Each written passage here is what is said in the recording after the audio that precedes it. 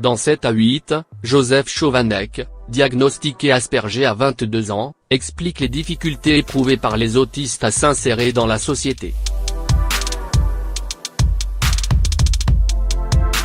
Le monde est un peu un cirque.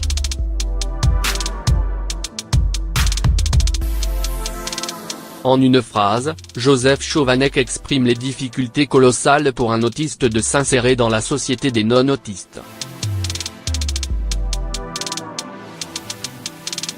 Interrogé par une journaliste du magazine 7 à 8, dimanche 30 décembre sur TF1, le trentenaire diagnostiqué Asperger à l'âge de 22 ans fait l'effort de regarder son interlocutrice dans les yeux, un code qu'il ne comprend pas.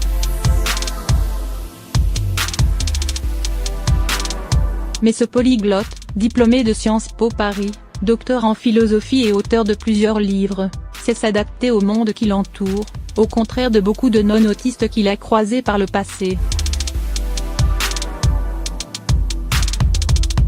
Lorsqu'il fait son entrée de justesse en classe de CP, il fait face à la brutalité de ses camarades, choqués par sa façon de s'exprimer.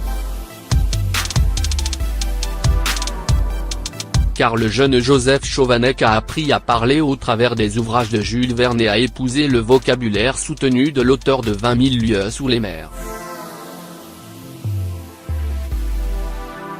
À son voisin de table, il lance un bonjour, monsieur qui détonne avec le lexique maîtrisé d'un enfant de 6 ans.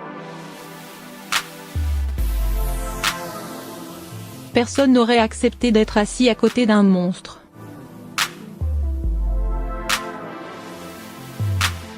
Se désole-t-il aujourd'hui, avant d'expliquer qu'il était roué de coups presque quotidiennement. En grandissant, Joseph Chovanec fait du langage sa passion. Ce polyglotte maîtrise, entre autres, le tchèque, l'allemand, l'anglais, le persan, l'arabe, l'azéri, l'araméen et le sanskrit.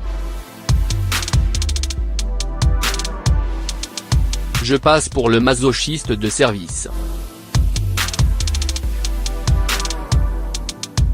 Mais malgré son savoir et ses diplômes, les portes du marché du travail restent très dures à pousser.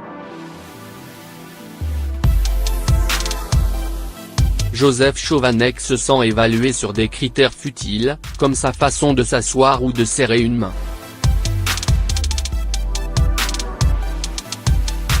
Mais il continue d'estimer qu'il a raison de tenter de s'adapter au monde des non-autistes malgré les railleries de ses amis autistes.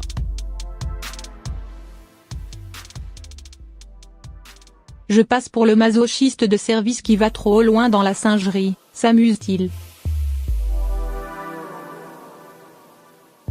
Qu'importe.